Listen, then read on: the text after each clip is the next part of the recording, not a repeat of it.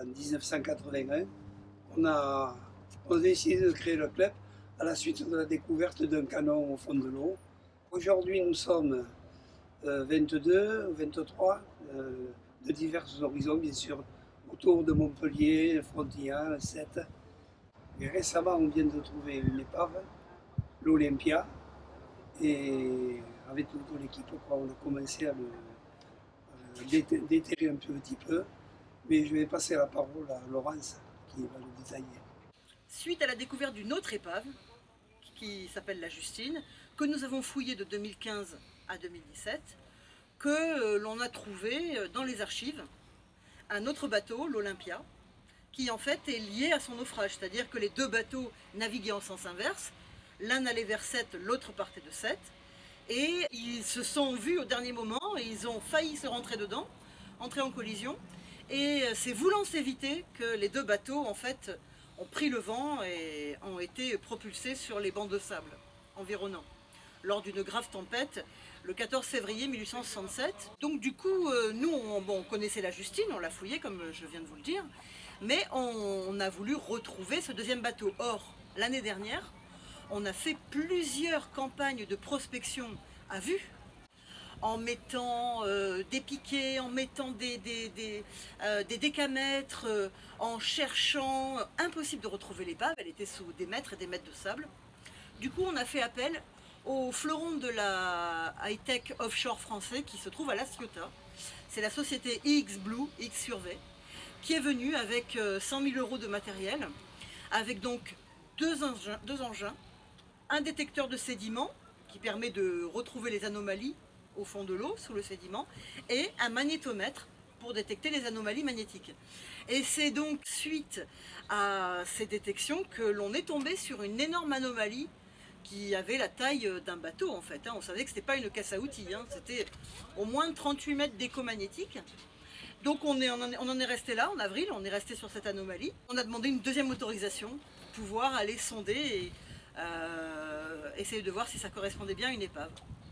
Et là, première descente en apnée, fantastique, on découvre donc les membrures d'une épave qui sortent du sable. Membrure tribord, membrure bâbord, ça a été le cri de joie. L'équipe qui a été constituée pour pouvoir aller faire ces vérifications en plongée, elle est essentiellement composée des membres bénévoles ou professionnels de la section de recherche archéologique de Frontignan. On avait juste en fait une expertise à faire dans l'eau. Et on a cherché en fait un objectif très précis. L'étrave, donc la proue, les tambours, la poupe, et puis mesurer la longueur du bateau, mesurer sa largeur, savoir s'il y avait un déversement. On a trouvé à peu près à une centaine de mètres de l'épave toute une zone remplie du 80-85 blocs de soufre. On a imaginé que soit l'équipage avait jeté, s'était délesté pour pouvoir affronter la tempête, soit il l'avait perdu au cours du naufrage. Ça s'était déversé, ça avait été poussé par les rouleaux qui sont très puissants chez nous. On a utilisé donc des aspirateurs à sédiments, on a dévasé donc les parties qui étaient les plus enfoncées sous la vase. Il a fallu que l'on déterre l'étrave, il a fallu que l'on déterre la poupe, l'étambot, pour pouvoir donc réaliser toutes ces mesures et savoir un petit peu aussi jauger ce qu'on allait pouvoir demander et faire l'année prochaine. On voulait aller jusqu'au fond, faire un tout petit sondage au fond de la cale, et en fait on s'est rendu compte que l'épave était beaucoup plus enfoncée que ce qu'on imaginait. Et là on était à plus d'1,20 m et on avait encore plus d'1 mètre à dégager si on voulait atteindre le bois. Donc on a réensablé entièrement l'épave. Aujourd'hui elle est indétectable. Nous avons bon espoir d'obtenir des autorisations qui sont données par le DRAS, mais également la commission interrégionale de l'archéologie, qui consulte les dossiers et qui accrédite les autorisations de sondage ou de fouille. Donc on l'espère, rendez-vous l'année prochaine avec des équipes donc constituées à ce moment-là de scientifiques pour pouvoir documenter toute l'épave.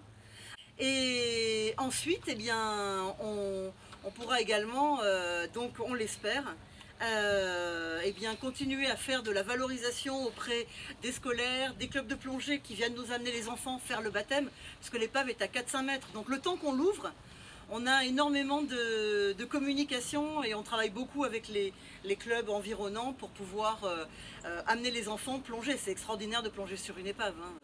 Ça, en général, on garde des émotions voilà, vraiment uniques.